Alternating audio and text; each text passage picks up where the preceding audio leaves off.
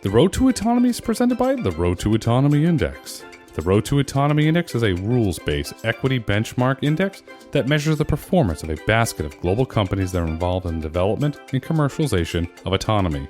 Institutional investors and fund managers are watching megatrends that are shaping investment opportunities today. These megatrends are creating thematic investment ideas and opportunities for forward-thinking investors. We believe that one of the biggest megatrends today is autonomy.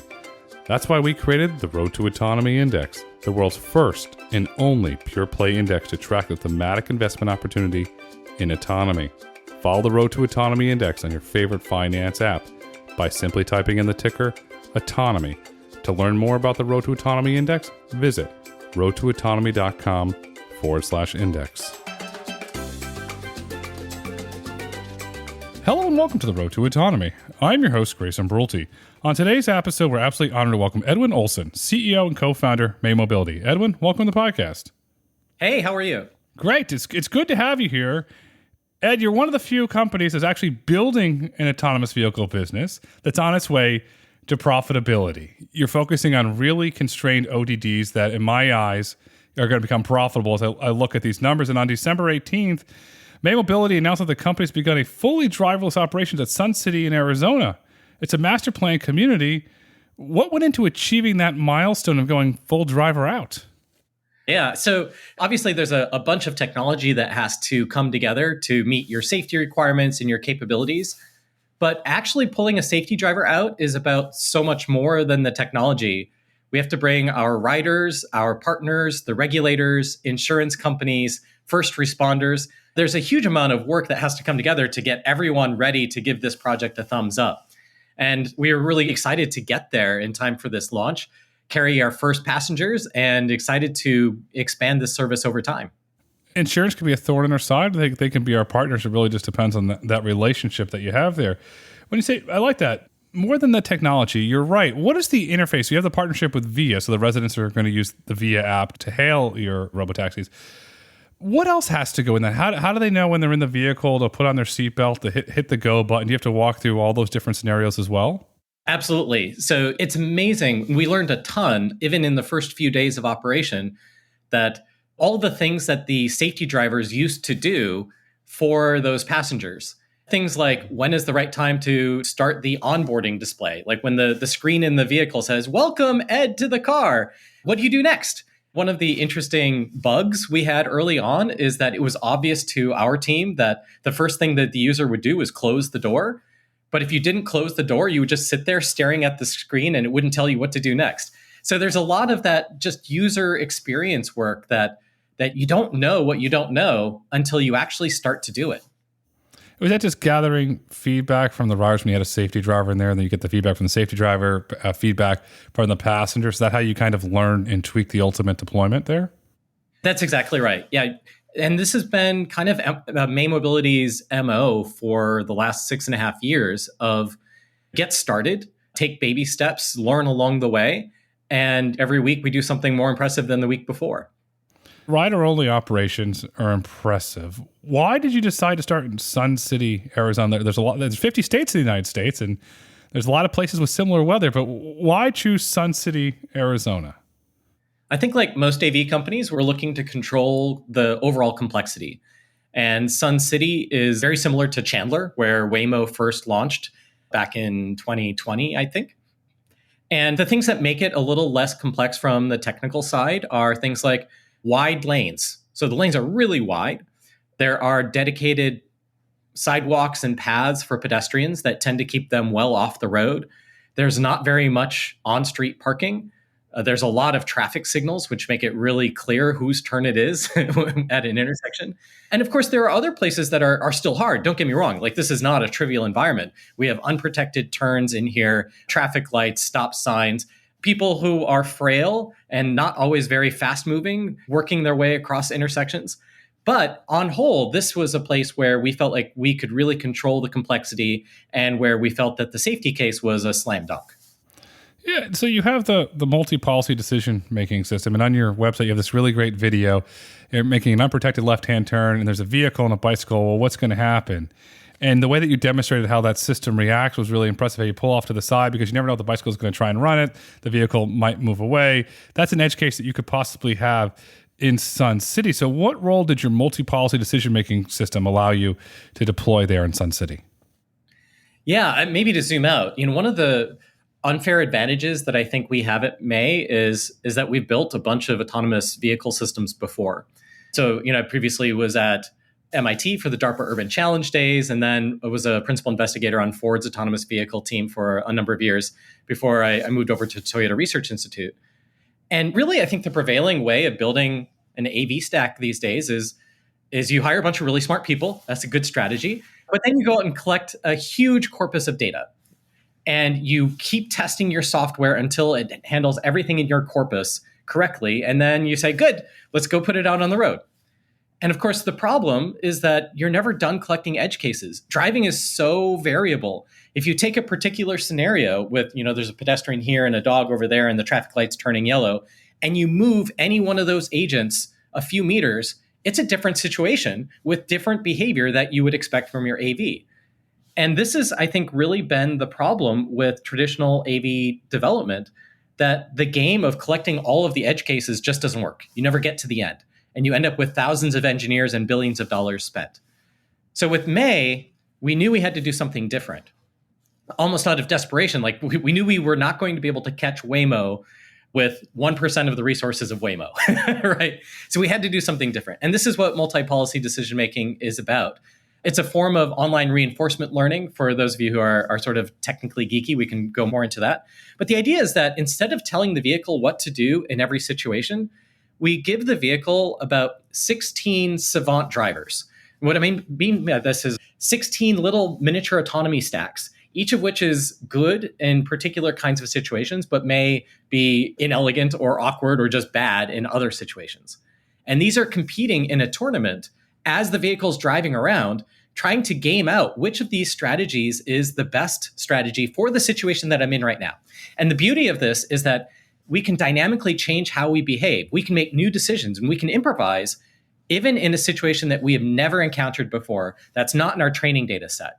This is really a massive advantage. Not only does it allow us to build an ODD capability that is really complex, and we're going into some of the most complex spaces that AVs operate at all, but do it on a massively smaller team. You're giving the vehicle the ability, to simplify this, to think and make decisions. How hard was that? How much trust did you have to put in your software to make those decisions? The videos that are well documented on the May site were impressive, but what level of trust did you have to build in the system to ensure that it would make that right decision? Good question. So yes, it is about giving the vehicle an imagination, the ability to make predictions about what might happen, and then be able to plan accordingly. And one of the really big advantages of this is that there's a huge amount of safety built into it. For example, when we run these simulations, we know, pesky free will and all, that pedestrian may not do the thing that they should do. They may start walking across the street. That car coming towards the stop sign might roll through. And so when we are evaluating how well each of these savant drivers is, we're evaluating it against both the common case as well as the dumb things that they might do, as well as the interactions. What happens if the bicycle cuts across, then the pedestrian changes their behavior, and then the delivery truck decides to make a left turn instead? We're gaming all of this out, and we're assigning likelihoods to all of these. But then at the end of the day, coming up with a risk assessment for every one of these savant drivers. How well does it do in the common case, but also how well does it perform if something crazy happens? And that is something that gives us a huge amount of confidence, because I'll give you an idea. Every second of real world clock time, our vehicle is imagining 2 hours worth of possibilities in that exact situation. So the simulator here is crazy fast. We're imagining things at superhuman speeds, and this allows us to imagine what are the crazy things that might happen next. I'll give you an example of a crazy thing that Voyage was one of the things that they struggle with at the villages. You have a landscaping crew, and they have very large lawnmowers, and they tend to go over into the road. And Oliver, I'm being sensitive, buddy, they would spook the vehicle, and the vehicle didn't know how to react when it would jet into the road. Have you encountered something like that in Sun City or somewhere else that you've deployed where, okay, lawnmower gently comes in. You know it's not going to be a runaway lawnmower. You know it's just going to come in, the gentleman or the woman's going to do the turn and go back in the lawn. Have you figured out that edge case, or is that already built into the multi-policy decision-making software? We've seen very similar situations. But one of the things I would say is that the ability to be spooked is not necessarily a bad thing. So if there is an agent in the environment, whether it's a kid in the street or a lawn care mower doing crazy things, and they're not behaving the way that you expect them to, then being spooked is a smart decision. And then you should be careful because you know at that point, like, hey, my model is not predicting their behavior. I keep saying they're going to turn back onto the grass and make another lap, but they're doing something crazy. Being spooked is the right reaction. Now, the challenge here is that you can't be spooked all the time. Right? Your models and your ability to predict what other people are doing need to be accurate the vast majority of the time so that you're not jumping at shadows. And so that's one of the things that we spend a lot of our time on, making that simulator as accurate as we can, but then still allowing for the possibility that maybe something crazy is going to happen and allowing ourselves, if someone is not behaving according to any of our behavior models, allowing the vehicle to say, whoa, I'm just going to slow down and give this guy an extra couple meters of space because I don't know what he's doing. So I've been stuck at the Phoenix Sky Harbor Airport where the plane's been grounded because there's so much heat on the tarmac before. Yes. And you're operating in a 30, I think you're 26 miles exact to be exact, Sun City from the Phoenix Harbor Airport. Are you running simulations since Arizona heat goes really up? What will the impact on the heat be on the vehicle, be on the sensors, be on the compute stack? Will you run different scenarios like that as well? The simulations that we run on vehicle are more at the behavioral level. So we're not predicting at runtime what the impacts of sensors would be. But we have a huge quality and safety and validation effort that makes sure that the vehicles are all performing up to their specifications. And we've seen in previous years where some of the components in our vehicle would not behave well in the heat. Their data sheet might say, hey, I'm good up to 120 degrees Fahrenheit, really hot. And then, the reality is that maybe they aren't. And so this is part of the testing strategy for any complex system. You start off doing your FMEA, you come up with your requirements, you figure out what are the possible failure modes. You make sure that you're passing along the right requirements to your suppliers. But then you also make sure that the components that are shipped to you are performing up to your requirements. And then you should be fine, but then you still go out and you do real world testing and make sure the damn thing actually works exactly the way that you expected. It's like that Swiss cheese model for safety. We're trying to stack up as many slices of cheese as we can, all the way from design and specifications, all the way through on-site real-world testing to make sure that we've got everything covered. May is one of the only companies, if not the only company, that's commercially deployed in rough terrain. You're in northern Minnesota in snowstorms that go taller than you and I, and it gets very, very cold there, and things freeze. Then early in the May journey, you were deployed in downtown Detroit. They get some really nasty weather. You're in Arizona where you get extreme heat. You operate in Ann Arbor, Michigan, which can get some really interesting snow effects there. What competitive advantage does it give you operating in these diverse weather challenged environments where a lot of your competitors are saying, well, if it's not 70 and sunny, we're not operating today? Yeah, you're never going to become a Babe Ruth by only playing T-ball. You have to start taking the hard pitches and playing the hard games. And one of the advantages that we have is that we have the ability to go into these really difficult areas. Grand Rapids, Minnesota is a great example, super cold, lots of weather. And because of the way our business model works, we're actually able to generate cash even in those challenging environments where we have to provide safety drivers. So for example, in Grand Rapids, Minnesota, all of our vehicles have safety drivers. We're not ready to pull them out yet. But this is still a viable business for us, even with the cost of those safety drivers, because the need that we're serving that community is so valuable to them. I think this is one of the things that we do that's very different. We don't need to boil the ocean or insert your favorite figure of speech. We don't need to solve the hardest problems in order to reach a threshold of viability for day one operation. We're able to expand and bite off small, manageable pieces of complexity, grow the business, and then use the cash that we generate from that to invest back into our technology, which further increases our addressable market, and then wash, rinse, repeat. step by step by step. And you've seen some of our vehicles. Our first AV deployment, which I think was October in 2017, was about a 600-meter fixed route circulator. And we drove at maybe 14 miles an hour. It served a real need. It generated revenue, and we learned a ton from that. But you keep this incremental approach to learning, improving, figuring out what the needs of the customers are, and figuring out where the business opportunity really is. And fast forward 6 years, and you end up where we are today, where I think we're the only AV company that makes money by operating AVs. So these are positive margin operations. And I think that's something that's really unique in the space. Yeah, for as long as I've known you and May Mobility, you've always been focused on operating a business. You're early, going way back. We're not a science project, I'm a paraphrase here. We're a business. You would always emphasize a business. Why did you have that mindset from early on, and how are you continuing that mindset today?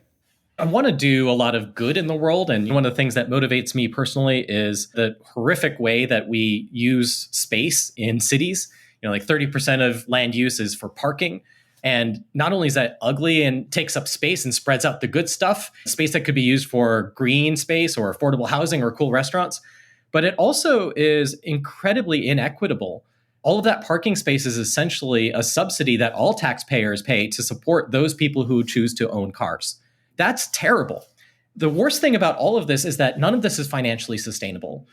We have cities where their infrastructure costs are too high for the property tax revenues that they generate. And it feels like this is going to jump around, but it's going to come together. You remember in COVID when things shut down and you'd go to a cafe and they would use all the extra space on the street and people would spill out, and it was amazing. And how many people would say, why don't we live like this? And it's because of the way that cities are built and the way that we think about cars and car ownership here. And so the opportunity to make cities more beautiful, more accessible, more safe has a lot to do with transportation. But this is where my inner capitalist speaks up. I generally am skeptical of regulatory or policy changes to achieve massive changes like this. I think the best way to end bad behavior or end bad use of space is to outcompete it, to provide a better service, something that will just outcompete the alternative. And this is what May's mission really is. I want to outcompete personal car ownership. I want to make riding public transit better than taking your own vehicle to the downtown corridor. Because if people like you and I, who can afford to have our own personally owned vehicle, when we say, forget it, I'm just going to ride public transit today, then we know we're winning. Then we know that there's going to be fewer parking spots downtown, less congestion, less amateur drivers like you and me, creating safety hazards for everybody else. And along with that, we will be investing in public transit, increasing the equity and accessibility. So this is all a wrapped up thing about the way that you do good in the world is by doing well. That is my core philosophy. You're offering a superior product at the end of the day. You're complimenting the city and offering a superior product. How is that resonating with cities? Are you getting, welcome, this is a breath of fresh air, please come in and talk to us? What kind of response are you getting from cities when you go in there with that very impassionate message? I think here's the most important thing to know. People who don't know about what May's business model is. We're not robotaxis. We do not sell directly to consumers. We sell fleets of vehicles with fully managed transportation services to cities to help them solve their hardest transportation problems. You think about basically every city in the United States, in Canada and Japan for that matter as well. Public transit is usually spelled with buses. And most of those buses are driving around empty most of the time. And this is a tragedy because that means that they're driving around empty because the riders hate it. It's not the city planner's fault. It's that we've built cities in this sprawling, low-density way, and it's impossible to design a bus route that can provide decent service. But the consequence is you have buses driving around empty. It's a long wait time for a bus, long trip time once you get on the bus. So riders hate it. Cities hate it too, because those buses are incredibly expensive to operate. I don't know if you know this, a bus costs about $150 an hour to operate. That is a huge amount of money to be spending to provide very little transit. And so our view is, hey, cities, where you have concerns about the performance of your buses, where you think you could be delivering a better service to your citizens, maybe we can help. And we provide on-demand point-to-point service. So to the rider, it looks and feels like an Uber service. You pull out your phone, a car comes to you, takes you to your destination. But the business model underneath it is that we're actually upgrading the city's public transit to this on-demand microtransit model and providing a much better return on their investment for the $150 an hour.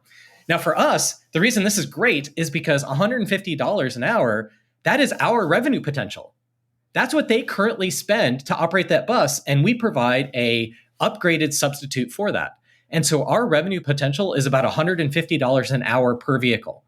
There is no other go-to-market strategy for AVs that comes anywhere close to that. Think about robotaxis. How much can a single Uber driver possibly make?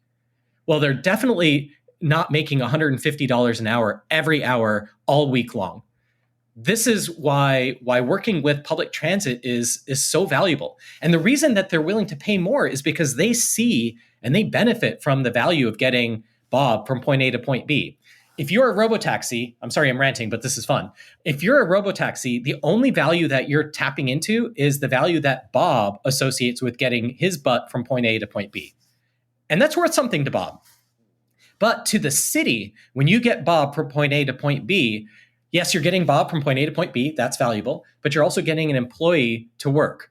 You're getting a customer to a business. You're avoiding needing a parking space on the other side.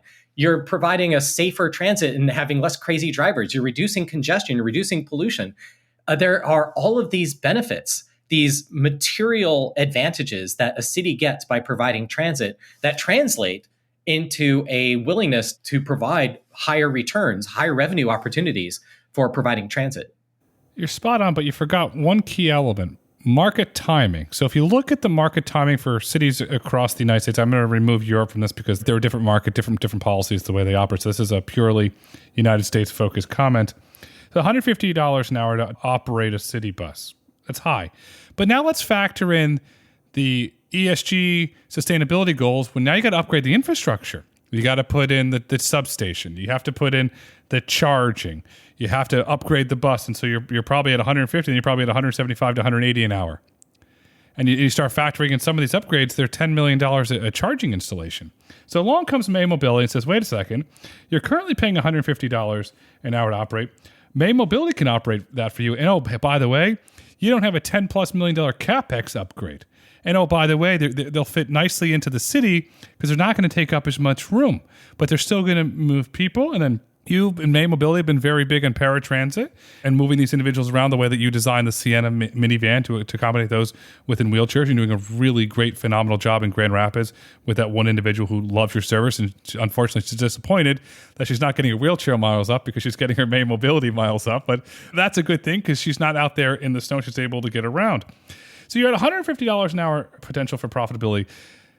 What's going to happen when you go full driverless in these days? How are the economics going to change? Is this just going to put gas on the fire and just completely accelerate your business model? Yeah, exactly right. So with the cost of a safety driver, we are profitable, but only just.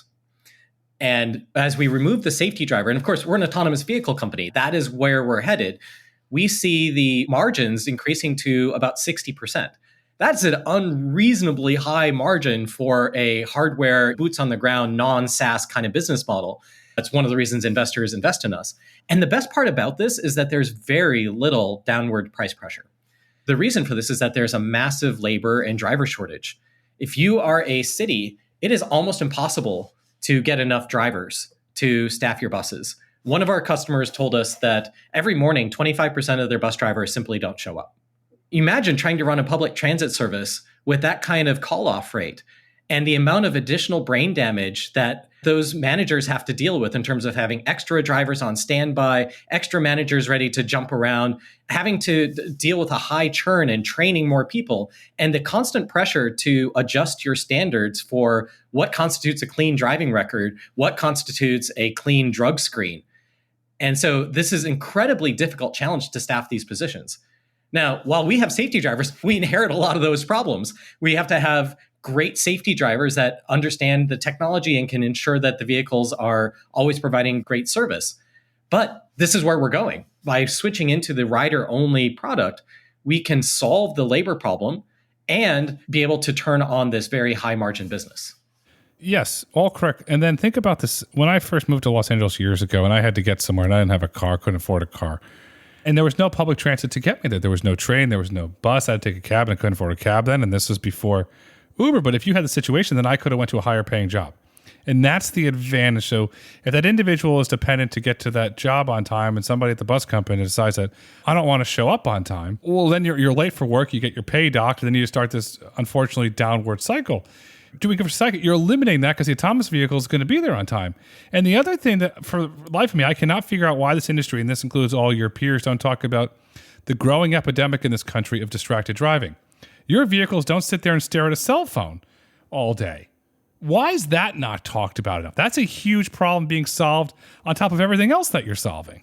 I agree. I think my own anecdotal experience is that the distracted driving, I see people drifting over into my lane more often than I think I ever have before.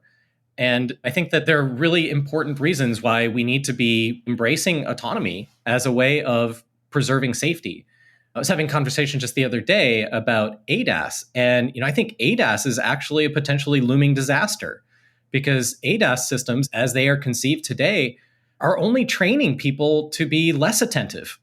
Asking a human to monitor a system and do nothing until maybe at some point they need to intervene is a very unnatural thing to do. It's like asking water to not be wet. Humans are either engaged or they're not engaged. And I think that we need to be really careful about how we build our transit systems to reflect not only what the technology is, but also the way that humans work and what humans can do successfully. And monitoring a partially autonomous system isn't that. And that's why May doesn't do ADAS. Like, we think that there's this no man's zone between level 1, level 2 kinds of vehicles and level 4, level 5 vehicles, where the middle stuff just doesn't make any sense at all. It's just not safe. Not because the technology couldn't rationally make sense, but because it doesn't respect the human factors aspect of how are you going to deal with everyday human beings who have kids screaming in the back. Yeah, or think from an HMI perspective, think about this. And now it's beep, beep, beep, beep, beep, beep. It's very similar across the board, all beeps. It stresses people out. What the heck is this? And then they don't know what to do. There's no thought about when you wake up in the morning with an alarm clock, you're going, you want some nice mellow music to wake you up so you're not waking up groggy wanting to throw the alarm clock in the pool. It just feels that we're rushing into the ADAS technology, but we're not, as you said, we're not thinking all the secondary consequences that come along with it, because the behavior is changing. It's like the cell phone changed our behavior. It's very sad these days. You go out to dinner, I go out to dinner, we go with our families, and you see a family, let's say a family of 4, and the parents, they're staring at their phones, and the kids are staring at an iPad. That's a horrible thing. When you and I grew up, we didn't have that. You actually talked around a table, or you had crayons and you colored, or you played tic-tac-toe. But the behavior changed, and the same thing's going to happen with ADAS. Is level 4 the answer to fix all this? Honestly, I think that we just need to avoid those intermediate levels. I think that the Guardian concept that we were working on at Toyota is one way to flip the script for personally owned vehicles that might be short of full autonomy. And the key difference there is that instead of taking tasks and workload away from the human is nominally always in control. And the system will intervene. So it really flips the script. You're driving until the system takes over in an emergency. That's less convenient than the ADAS systems that we have right now, but I think it's a much better fit for the way that human brains work. And then level 4, level 5, that's the alternative, where a human can totally check out and do their thing. And the huge advantage here is the amount of productivity that you can unlock, the amount of access that you can unlock from people who can't drive, whether they're very old or very young or disabled or whatever the issue is. We can increase the access tremendously. And there's one other aspect that I think gets overlooked a little bit, or entirely, which is that today, with the paradigm of personal car ownership, how do we live our lives? I walk out to my garage, I get into my little metal bubble, and then I essentially teleport past my neighbors through my community until I appear at work and I get out of my metal bubble and work with people who are very much like me.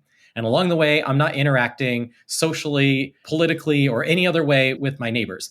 I don't know most of my neighbors' names, and maybe I should.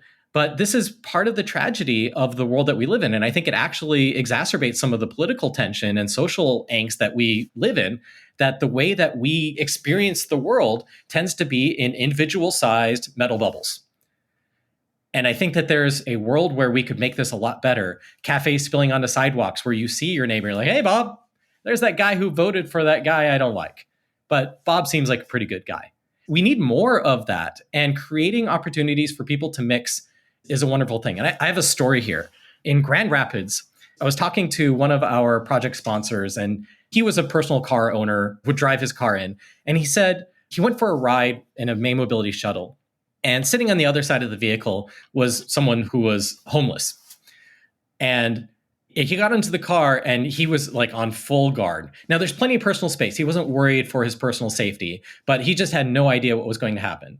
And it turns out this homeless guy was super cool. Like, he had amazing stories. It was interesting. They struck up a conversation. And the guy learned to look forward to interacting with other people in his community in the way that he did not expect.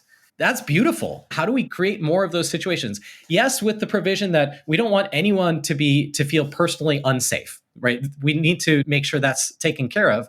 But where we can create opportunities for people to meet their neighbors and to interact with their neighbors and to get to know them as human beings and not caricatures of that guy who puts that billboard in their yard, that could actually have a material impact on the world we live in.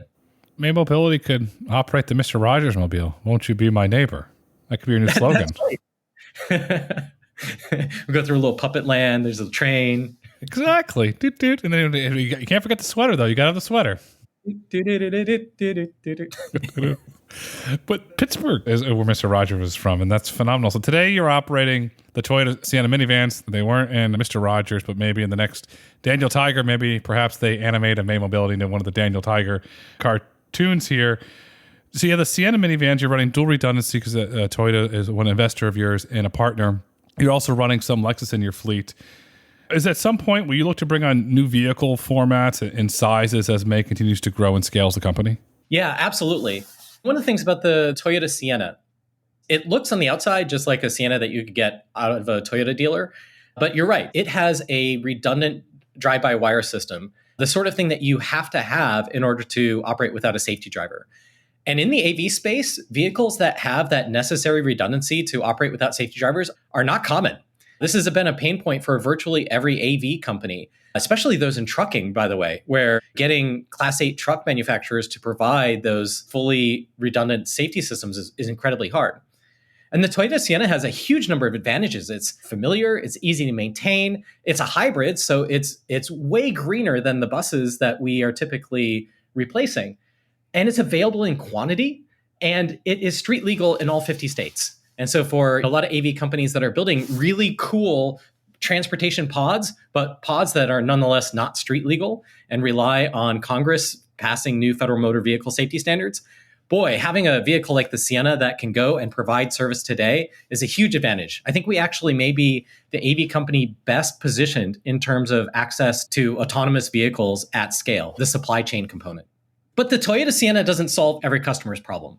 Some of our customers do have electrical mandates. They are only buying EVs. I don't know that that's a good idea given the infrastructure costs we talked about before. I think many of them would actually be better served by a hybrid, at least in this today. But others are looking for vehicles that have higher passenger capacity. And the other big variation is the homologization. Which markets is that vehicle qualified to operate in? So we've got the US well taken care of, but there's a lot of the world that US vehicles can't operate in natively. I don't know if you know this, but Toyota is our biggest and best OEM partner, but we actually have multiple OEM investors. We work with multiple OEMs, and we are constantly evaluating other platforms that could help expand our platform offerings so that we can grow our accessible market and grow the business in turn. That's really smart. A hybrid to me is where we are now. We had a report out of Bloomberg this morning that China's going to cut off access to critical minerals for EVs because of the comments made over Taiwan, which I'm not going to get into geopolitics today, but basically 85% of the market, this is U.S. government data, for critical raw materials for electric vehicles come through China. U.S. government data. They cut that off today. Think about, from a cost perspective, what that's going to do to electric vehicles. It's not going to be good. It's going to, you talk about inflation on steroids. But yet, here you are with a hybrid, and hybrids get a very bad reputation. But one, they're a lot cleaner for the environment, some of the studies that I've seen. And you're going to be able to operate at profitable, and you're going to be able to get the range that you need. And if you have to charge them, if you have a plug-in, it's not going to be as difficult. It just seems that hybrid is the way to go now if you want to operate a business that's profitable and sustainable. But why are your peers so focused on electric only, but yet the market is clearly saying hybrid's a really great solution today? It works. The technology is proven. And it works, but yet there's this, oh, you're hybrid. Oh, no. But yet here you are. I'm profitable. It's working. Yeah, I totally agree. To a typical city customer, going with a hybrid as opposed to an EV means that they don't have to make large infrastructure investments in a substation. Their asset utilization is going to be higher because you can turn a hybrid around with dyno juice in a few minutes as opposed to a few hours. It's easier to maintain. It's just well understood technology, and you get almost all of the green advantages from the hybrid. I think the main source of this is that oftentimes like the mayors and the politicians are campaigning on an all green platform. And so there's this abstract political pressure that we should be green. And that gets translated into a BEV requirement, when I think a more holistic view of the entire system and this total system efficiency and the impact could be a lot more impactful for that community. Well said. You see the same thing on the trucking side. There's a big movement towards renewable diesel. Matt from Covenant talked about it. He's a listener. It's a great interim step until we can figure out the battery technology and the range for the overhaul. But yet, Matt talks very positively about it. You read the economics around it, it makes sense. But nope, can't do that. But yet you have the weight issues there. That aside, you're building a successful business, and I got to give you a lot of credit. It's been a steady business. You keep chugging along. During this whole time of chugging along, you've kept a relatively low profile compared to the rest of the industry. Now your profile is starting to raise up with the Sun City announcement. Do you feel that lower profiles really help May succeed as you work on your engineering, you work on the business model, as overall just helps you really succeed? I would love to find a bunch of silver linings to our low profile, but I think the reality is that with the limited resources we have, I think we've spent them in the right place, building the relationships with cities, getting them to understand our approach to safety, rider out, but also data sharing, which we can talk about in a little bit too. And that basically consumes most of our available bandwidth for publicity. But that we pay a price for this. So we just closed our Series D, $105 million in this market climate, which we're really proud of, and we think says a huge amount about how confident our investors are in the sustainability and ultimate success of our business model. But one of the things when we talk to a new investor, it happens every time, is that they assume they know what the economics of an AV business are, because they look at the big examples like Cruise, Waymo, Argo, Motional, et cetera, and they see very expensive companies with high burn rates, with long paths to profitability, which in turn means that their total capital requirements to profitability are nuts, just billions and billions of dollars. And I think most investors, especially when the capital markets are tight, are looking at this in terms of that total capital requirement to profitability. Sure, maybe I put in a slug of money, but if that company can't raise all of the money that they need to get to profitability, then my investment is going to zero, even if the company is otherwise interesting, strong, has a good TAM.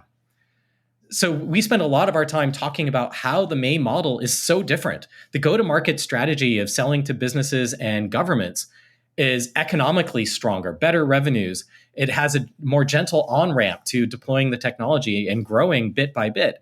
And our technology in MPDM, which we were talking about before, allows us to build a really strong technology stack on a tiny fraction of the team.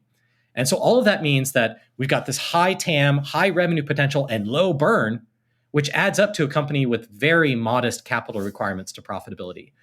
So that's probably the message that we don't get out as strongly as we need to. And I think that sometimes works against us because we don't sometimes get the meetings that we would like to have because they assume we're just a Waymo that's not as far along on the path. Well, there's a lot of investors that listen to this podcast, so you are going to get the meetings now.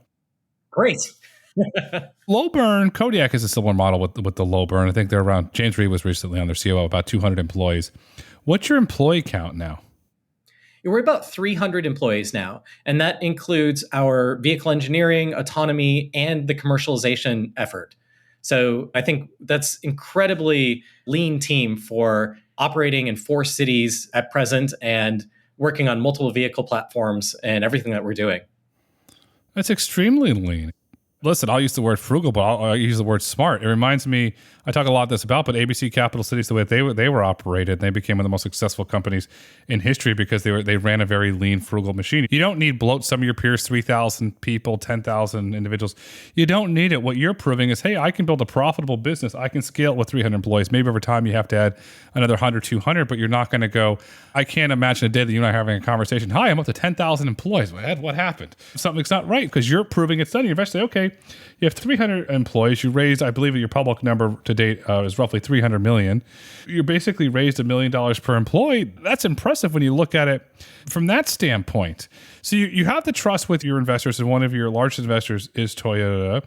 You have trust with them, but as you deploy to new cities, new master plan communities, how do you build and maintain the trust with the public, the riders, and the regulators? It's different from investors, but you have to have that trust element as well. Yeah, I think this is where data transparency comes into play. And we have a pretty radically different approach to data than I think most AV companies. I think we are the only AV company that has a live API where our customers and partners can connect to our vehicles and know exactly where the vehicles are, what their status is, whether they're carrying passengers, whether they're autonomous, whether they're having mechanical or software problems. And of course, if there is ever an incident, whether it's our fault or not, we share all of our data with our partners. There's no question about it. This is what we do. This is part of the value that we create. But the question may be, why? Why is our approach here so different? And it comes right back to the business model, because our customer is the city. Our business model incentivizes us to be open and cooperative with cities. You know, in a robotaxi model, you can very easily end up with this adversarial feeling between the company and the regulators and the people who control the streets and the people who do licensing. Think about it from May's perspective. They're not our adversaries. They're our customer. When we have a challenge with infrastructure, maybe there's an intersection that we think the pedestrian timing is a little bit off. And we think that the intersection would be safer if there was advanced timing for the pedestrian. We talk to them. They're our customer. We share our data. We give them heat maps of the city showing where safety risks are, not just related to our vehicles, but what we see about the city as a whole. And this is a fantastic partnership because then they can take their very limited infrastructure budget and figure out how they're going to improve their city, make it more walkable, decide to install dedicated bicycle lanes, or even just change the traffic light timing to address what we might observe, that there are people frequently running a red light in one intersection. This is a place where our approach to data transparency is just totally different than other AV companies, and it helps us with our customers because the customer is the city. I could imagine from a city standpoint, you're a breath of fresh air, and they're not pulling teeth to get data. Say, here it is. Here's the API. Connect, have fun. I mean, is that what it's been like? Where it's just like, whoa, it's been a relief? I think that's right. And at first, of course, they're often like, really? But the reality is there. The API is live. Our customers can connect to it. They can pull data, both live data and historical data about what's going on. They can do their own analysis.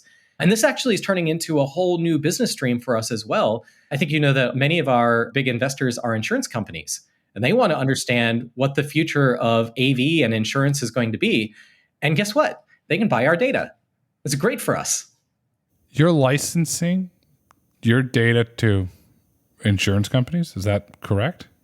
Yeah, so that they can understand what the impact to their future business model is going to be with AVs. You opened up a whole new revenue stream that's highly, highly scalable. Is this very similar to what Sergey's doing over at Coop? I know Sergey's underwriting the risk. He's got part of the emotional book. But so I'm sitting here, let's just say I'm Acme investor and I'm sitting down with you and okay, so now you're on to, let's say, your Series E. I'm going through your financials and I see this line here that, licensing data business. I see this growing. Okay, so you're licensed to insurance companies. So I'm going to put my investor hat on. Okay, next thing is say, well, we got all this generative AI. You can start licensing that to train big data sets. That becomes interesting. You have a whole, let's call it, you have May Mobility Services revenue. Use the Apple term. We'll call it services revenue. That's a whole business into itself. And with all due respect to your core business, that could become bigger at some point than your overall core business. It could be. It is our second fiddle. It's our side hustle at this stage. But I think you're right. I think the potential here is enormous. both to help cities as well as companies that can benefit from that kind of insight that we can provide. And of course, all the personal privacy protections are in place too. So this is not selling personal information. Yeah, I was going to ask, so thank you for getting that. What you have here is a well-oiled, diversified business that is growing with world-class investors. Ed, in your opinion, what is the future of May Mobility? Where are you going? I think we're going to win. So this is a big claim because if I'm being candid, Waymo's ahead of us. That's kind of obvious, right? Waymo's been operating without safety drivers for years at this point. Their vehicles are great, but it's taken them a huge amount of capital to get there. And they are probably going to have to spend a lot more capital to reach profitability. Our autonomy stack has improved by 100 times in the last 12 months. This is the sort of speed of advantage that you can get from a multi-policy decision-making system by getting the right set of savant drivers in your system and improving the underlying perception stuff. This all builds on itself, and we get massive improvements. So today, Waymo's system is great. They are the company to beat, and we're not quite caught up to them. But give us another year or two, and I think it'll be an entirely different situation. I think people will be looking at May Mobility's technology as the standard of quality, the standard of being able to handle unusual situations. And on that, we're going to build the world's first profitable AV business that will generate its own capital and be able to expand into markets faster and more aggressively than other companies. We're here to win.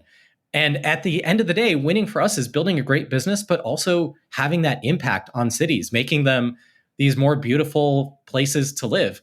And so I think in sort of a corny way, we'll all win. It'll be wonderful. We know this throughout history. The world's best product doesn't always win, but the world's best business always wins. And your drive and desire to build a profitable business is continuing to get investors to look positively at you. And I like this. I think we're going to win. I think you're onto something, Ed. As we look to wrap up this insightful conversation, what would you like our listeners to take away with them today? The important thing about the hype cycle is that I think the AV industry was rightly criticized for a long time of overhyping. And I think public sentiment is tends to lag behind reality. And if you look out the window, you're going to see, whether it's Waymo or May Mobility, that the technology is getting there. It's really close. We can have this positive impact. AVs are different than human drivers, though. They handle a lot of things way better than human drivers, but they're going to do dumb things where humans would not do dumb things. And so when we're looking at social benefit, we want to make sure that we're open and transparent about where the benefits are, where the deficiencies are, so that our partners and the public can make a net assessment, a net good assessment. And I think that is the challenge for the AV industry today, because I believe that AVs are hugely a net good for safety, for society. But I think that message has been muddled by the lack of data transparency. And that's where we're hoping to really change the conversation so that everyone can come out and say, yeah, sometimes they're quirky when there's weird construction, but overall, these vehicles are good for us and good for our communities.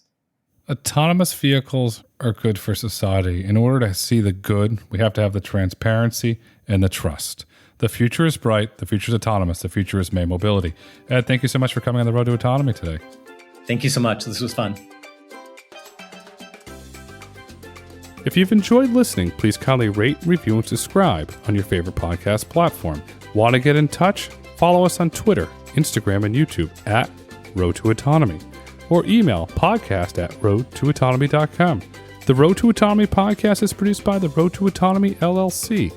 The views and opinions expressed on the Road to Autonomy podcast do not necessarily reflect those views of the Road to Autonomy, its subsidiaries, its shareholders, directors, investors, or partners. The content discussed on this podcast is for informational purposes only. It should not be taken as legal, investment, tax, or business advice. Nothing is a recommendation that you purchase, sell, or hold any security or other investment, or that you pursue any investment style or strategy. The content of this podcast is presented on an as-is basis with no warranties, express or implied, of any kind. Financial mentions about companies in the Road to Autonomy Index and discussions about the Road to Autonomy Indexes are for informational purposes only and should not be relied upon when making any investment decision. Furthermore, an inclusion of security within the Road to Autonomy Index is not a recommendation by the Road to Autonomy Indices LLC to buy, sell, or hold that such security, nor is it considered to be investment advice.